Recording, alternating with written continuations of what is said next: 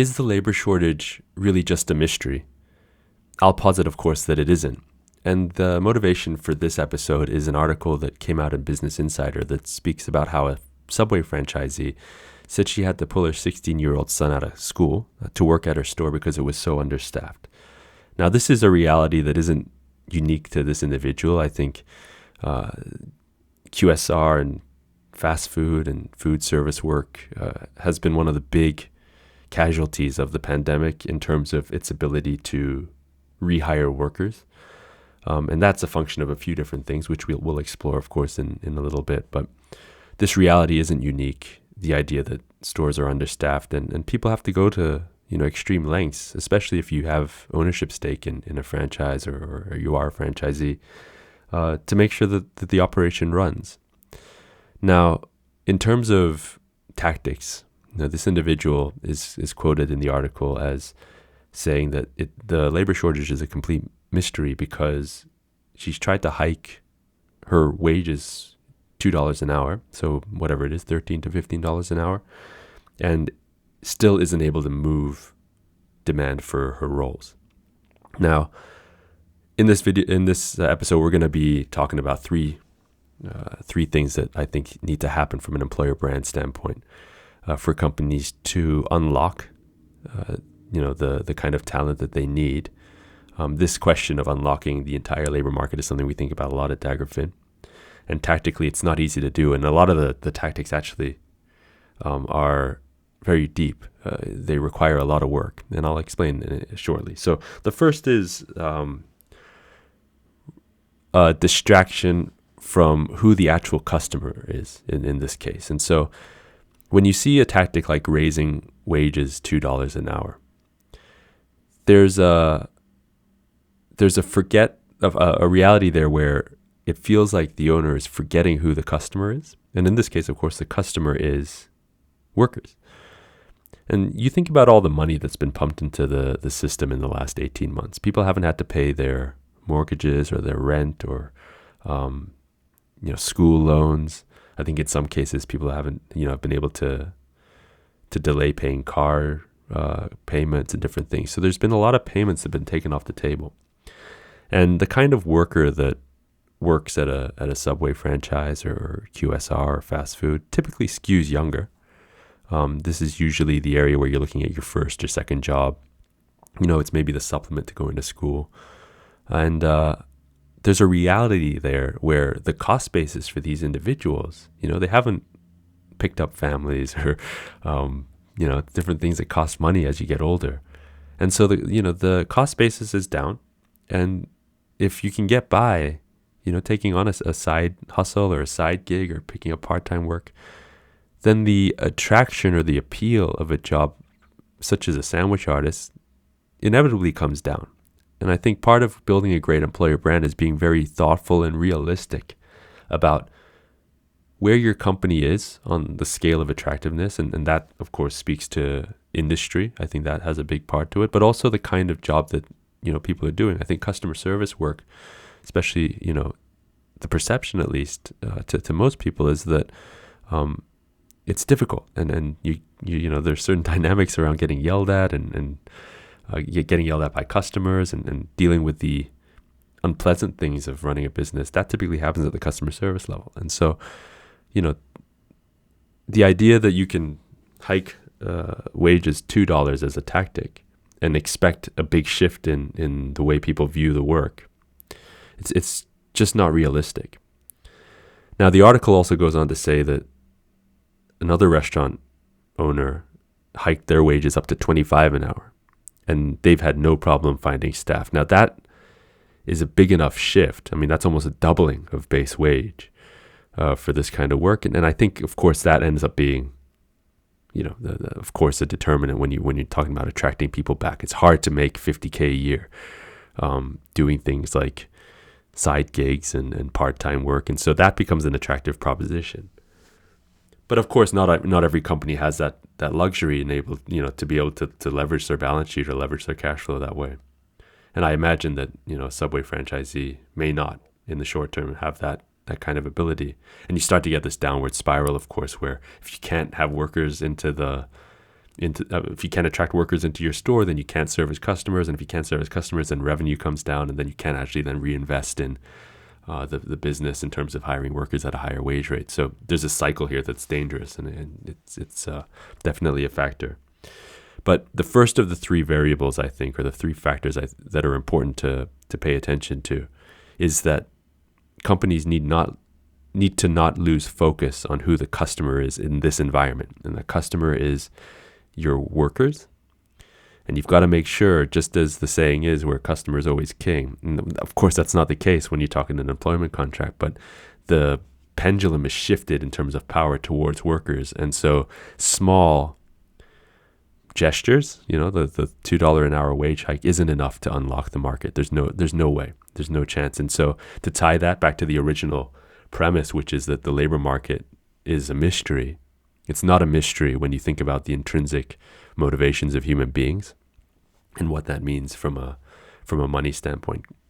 Money, of course, isn't the most important thing, especially in today's age where you're seeing workers care more about the balance that they get and whether they've got flexibility and can they balance work with doing their own things and the things that they like to do. Money, of course, isn't the end-all be-all, but it's still a factor.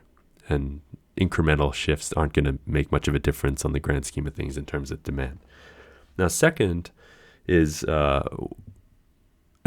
key employer branding idea. It's a concept here. And that's that in order to attract workers to take on lower wage roles, what I think a big swath of the working population will, quote unquote, call a crappy job, you've got to reframe what those jobs mean, or what the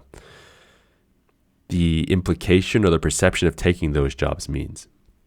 And so one way we've discussed already is to jack up wages, from 13 to 26 an hour, 25 an hour. That'll unlock demand, no doubt. So you have one tactic there, but another is to think about how, as a company, you can manage your business such that you can give people a little bit more ownership of the business. One tactic, and this isn't a prescription for all businesses, but in extreme times like this, would a tactic like paying out a profit share at the end of the month for a franchisee would that be enough to change the perception around what this work is? So yes, it's the same job. You're still making sandwiches. But at the end of the month, can you incentivize people with a little bit of a profit share? And I think what that does is it changes the conversation around what it means to work at that organization. And that might be enough to unlock the market too. Now, there are other tactics, of course, you can think about where you leverage your balance sheet. But that's one, I think, that would work in this case, which is the Subway franchisee.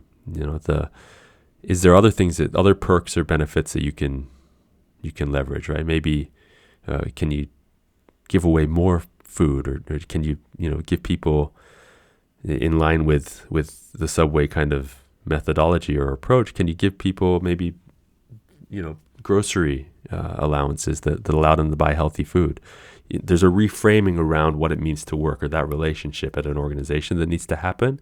And that's a very difficult employer branding. It requires a lot of thought. It requires a lot of strategy. But that's the kind of stuff that needs to happen in order to unlock the labor force, or the labor force that doesn't want to work at the minute, doesn't want to work at the crappy job, to come to a job like making sandwiches, for example, at a Subway. Now, third, and this is tapping into really what kind of the millennial and Gen Z workforce is looking for. And actually, it's a function of the remote dynamic too, which is autonomy. And what you're going to find more and more, and what we have found over the last 18 months, is that people are starting to skew towards or get attracted towards roles where there's as much autonomy as possible. Now, that doesn't mean that you as a business owner, as a manager, can allow for less accountability. That has to be very high. But is there ways that you can allow your workers at a Subway franchise ownership over different things? Now, I don't know the specifics around Subway, but from experience of my own working in jobs like this, back in college, being able to man the till, for example, was a big deal. because you had ownership over taking money in and things like that. And so there are different opportunities within the four walls of a Subway restaurant, or any restaurant for that matter, where you can improve ownership of different responsibilities. And that might also be enough to sway or to push the seesaw of power a little bit back in the direction of the employer, such that you can attract workers. So now we've talked about kind of the shifting, the reframing of what it means to work there with real incentives, profit share at the end of the year or at the end of the month, allowances for groceries as to, top of the head tactics. You've got the increase in autonomy. Is there anything in the four walls that you can say, here, you have ownership of that, and that's really your thing, and you man that? And does that help with bringing people back in? And then finally, the shift back to realizing that in this environment, in this world where the pendulum has swung so far in favor of the worker in terms of that power dynamic, can you go back to viewing them as the customer? Because at the end of the day, there's the Richard Branson saying, where if you take care of your employees, they'll take care of the business. It's probably never been more true than today, where you've got to retain the employees that you already have. Tactic 2 and 3 speak to that a little bit. But making sure that the marketplace knows that you view the worker as the customer, and you are going to hold them at the highest level of regard. And you do that with pay or whatever tactic works for your balance sheet. But that reframing again of that relationship, I think, is very important.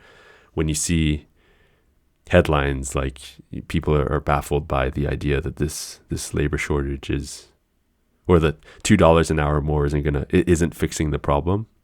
The last 18 months have been so dramatic in terms of what they've done to the economy, what they've done to the labor participation rates, that it's going to take more than kind of incremental moves, incremental tactics to bring everybody back to work.